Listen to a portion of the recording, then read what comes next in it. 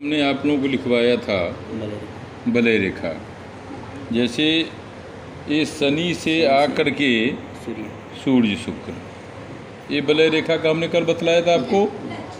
शनि सूर्य बलय रेखा, उस बलय रेखा में हमने आपसे कहा था मंगल शुक्र और सूर्य, इधर शनि था इसका। उसके बाद आपको हमने एक विद्या क्षेत्र का ऐसा समूह बनाया था, कल जो हमने लिखाया था उसको देखिएगा, उसमें होगा इस विद्या के रेखा से एक रेखा इसको, जिसको हमने कहा था प्रेम संबंध, यहाँ से निकल गया था, है ना। ये हमने कहा था आपको, जो ऐसे जातक जिसके पास शनि सूर्य बलय हो, लेकिन सूर्य बलय न भी हो, लेकिन यदि यह विद्या की रेखा जो प्रभावशाली माना गया है, जिस जातक के हाथ में हृदय रेखा की रेखा ऊपर आते हुए सूर्य पर्व तर जाए, ऐसे जातक बहुत ही प्रभावशाली और उत्कृष्ट स्थान के प्रणेता माने गए हैं। चाहे वो राजनीतिक क्षेत्र का हो, शिक्षा के क्षेत्र का हो, या सामाजिक क्षेत्र के बारे में, विशेष करके ऐसे व्यक्ति विद्वान बहुत होते हैं। यह विद्या रेखा है, दार्शनिक भी होता है। हाँ, दार्शनिक भी है। राजनीति का क्षेत्र इसलिए हम इसको मानते हैं, जो ये सूर्य का पर्व है। सूर्य हमारे राजनीतिक क्षेत्र का प्रभावशाली ग्रह माना गया है, लेकिन शुक्र भी है। जैसे शुक्र आपको बहुत प्रभावशाली कैसे बनाता है, गायन के क्षेत्र में, श्रृंगार के क्षेत्र में, फिल्म निर्माण के क्षेत्र में, अन्य प्रकार के क्षेत्र में शुक्र जो है वो कार्य को संपन्न करवाता है। अभिनेता के रूप में, तो जो अभिनेता वही उन नेता के जैसे प्रभाव को रखने वाला होता है, इस प्रकार का ये होता है। अब मंगल में हम आपको बतलाए थे, जैसे ठेकेदारी है, शेयर है, बैंकिंग है, लेन देन है, पुलिस विभाग है, अन्य प्रकार के जो धन से संबंधित जो कारक ग्रह है उसमें मंगल है। तो यदि अभिनेता या राजनेता को कैसे शुक्र और मंगल प्रभावशाली बनाता है, शुक्र और मंगल ही राजनयिकों को प्रभावशाली बनाता है। ये इसका क्षेत्र विशेष यही है। इस क्षेत्र विषय में आप अगर आप देखेंगे तो मंगल प्रभावशाली क्षत्रिय कारक है, और शुक्र में अब आपको अतिशयोक्ति न हो तो बहुत सारे स्त्रियों के कारण भी बहुत लोग राजनीतिक क्षेत्र में जाते हैं। बहुत स्त्रियों की संगति से भी बहुत बड़े बड़े लोग राजनीतिक कारक बनते हैं, या बहुत राजनीतिक क्षेत्र में स्त्रियों का भी प्रादुर्भाव हो चुका है। आजकल महिलाओं को देखिएगा राजनीतिक क्षेत्र में बहुत जल्दी पैठ बना रहे हैं। किसी भी महिला को देखिएगा जन आंदोलन में या किसी प्रकार के वह समस्या क्यों न हो, उसको आंदोलन करके वह अपने को नेत्री साबित करने में, पहले अभिनेत्री, अब नेत्री, कौन सा नेत्री, राजनीतिक, पहले फिल्म अभिनेत्री, अब राजनेत्री, अब आजकल राजनेत्री के रूप में महिलाओं का जो है उपयोग हो रहा है। अब आइए, कल हमने ऐसा लिखाया था, आज देखिए हृदय रेखा और मस्तिष्क रेखा। ये मस्तिष्क रेखा है, ये भाग्य रेखा, ठीक। इसके हृदय रेखा और मस्तिष्क की रेखा में यदि इस प्रकार का क्रॉस का चिन्ह हो, बहुत जातक ऐश्वर्यशाली होता है, धन धान्य से परिपूर्ण, लोकों में, सामाजिक क्षेत्र में कठिन से कठिन कार्य करने में यह व्यक्ति बहुत ही उत्कृष्ट कार्य को संपन्न करता है। ऐसे व्यक्तियों के जीवन में धन की कमी नहीं होती है, क्योंकि बुद्धिमान भी होते हैं, भाग्यवान भी होते हैं और आत्मकारक भी होते हैं। कहा कैसे, कहा ये रेखा देखिएगा, जो क्रॉस का चिन्ह है, इसको हम लोग डमरू का भी चिन्ह मानते हैं। इसको हम लोग भगवान शिव का डमरू भी मानते हैं। जिसके हाथ में इस प्रकार का डमरू रहेगा, स्थिर स्वभाव, समझ गए, बहुत उतावलेपन इस व्यक्ति के जीवन में नहीं होगा। और अपने धन का उपयोग भी बहुत बुद्धिमानी से करता है।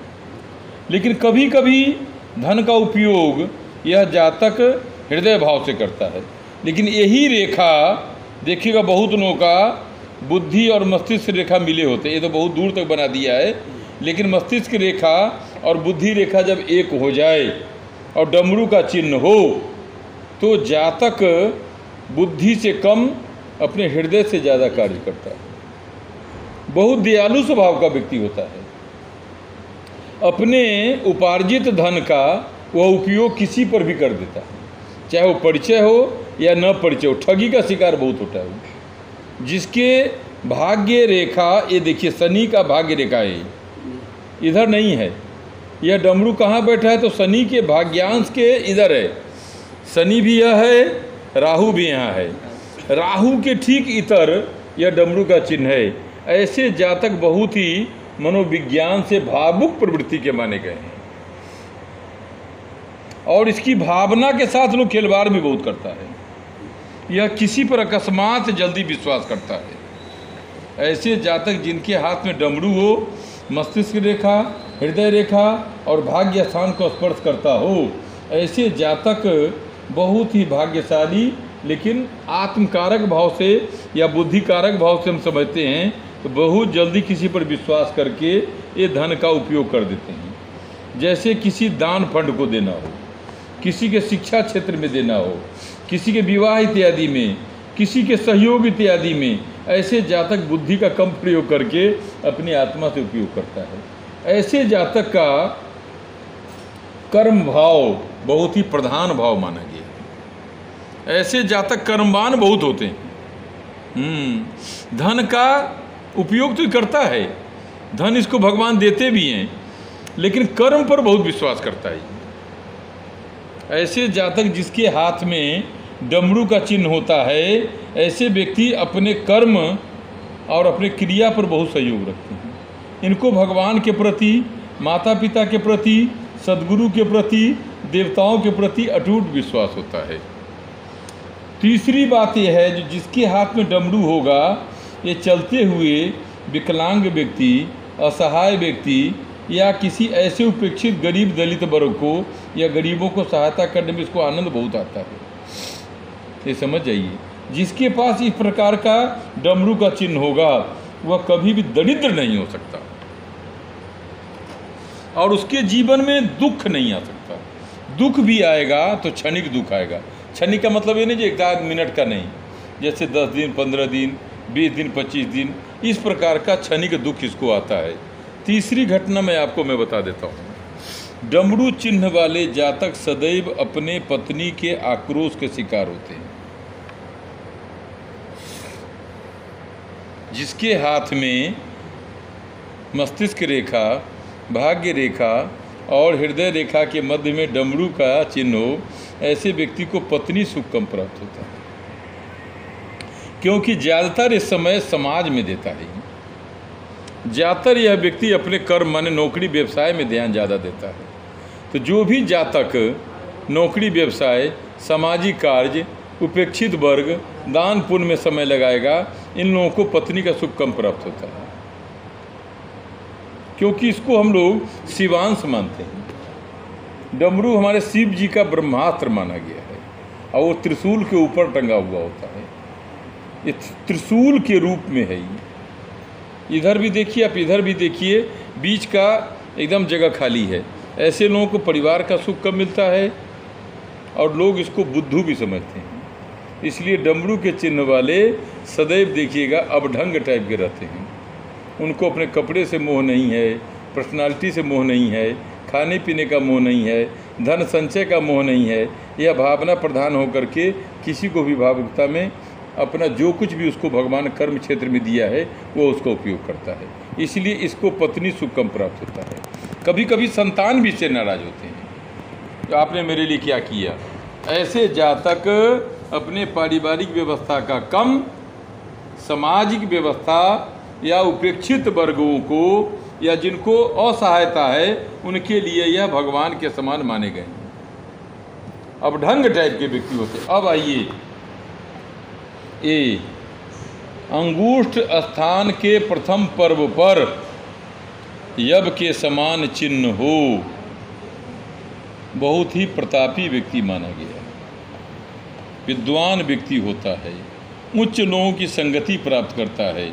और यदि इस प्रकार के सीप के समान यदि चिन्ह हो, अंगूठ के प्रथम पर्व में यदि सीप के समान चिन्ह हो, जल तरंग, सीप जो है, सीप माने जानते हो क्या होता है? जहाज भी होता है। सीप माने सितुआ टाइप का होता है जिसमें एक जीव जंतु होता है। तो उस सितुआ को देखोगे सीप का, तो उसको देखोगे ऐसे से घुमावदार इसकी रेखाएं होती हैं। तो ये बहुत ही भाग्यशाली हाथ होता है। इसकी इच्छाएं बड़ी ज़बरदस्त होती है। समाज में भगवान मुझे ये दे तो मैं इसके लिए ये करूं। और यश इसको बाल्यकाल से प्राप्त होता है। बड़े विद्वानों के साथ उच्च संगति, धनाढ़ लोगों से उच्च संगति, शिक्षा के संगति, व्यवसाय की संगति, कभी कभी इनको परिवार भी सुंदर तो मिलता है, लेकिन इच्छा शक्ति पर यदि इस प्रकार की रेखा अगर दोनों विद्यमान हो, पारिवारिक सुख इसको नहीं मिलेगा।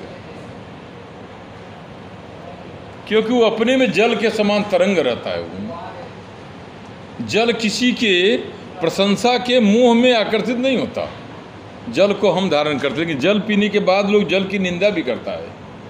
अर्थ समझ जाओ, माने हमसे तुम लाभ भी लेते हो और हमारी निंदा भी तुम करते हो। तो ये जो जल कारक जो द्वीप है, माने सीप, एक सीप को जहाज भी कहते हैं और एक सीप का चिन्ह होता है। वो तैरता रहता है। जीवन में वह दूसरों का सहयोग करेगा, उसी में आनंद है।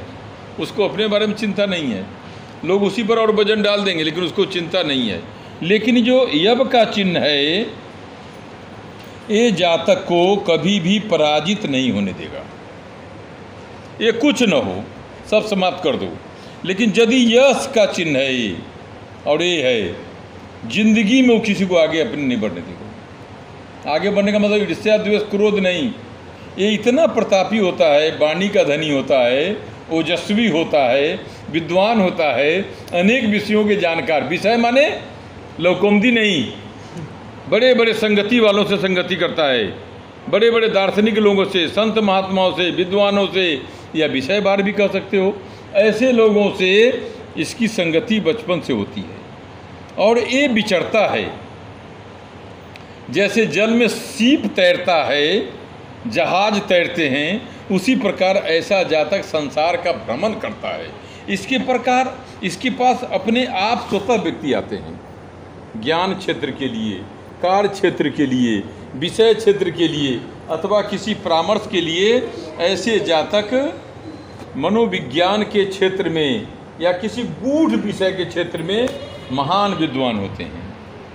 जैसे जल की गहराई कोई नाप नहीं सकता, उसी प्रकार इस प्रकार के चिन्ह वाले जातक के ज्ञान रूपी गहराई को मापने में जातक को असमर्थ आदमी हो जाएगा। इसकी इतनी प्रशंसा होगी, जो इसकी प्रशंसा से विरोध भी बहुत उत्पन्न होगा। इसके विरोधी बहुत होंगे।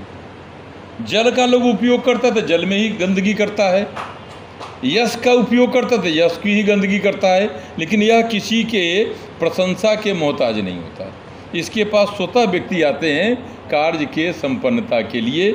आज इतना ही, फिर उसके बाद आनंद लेंगे।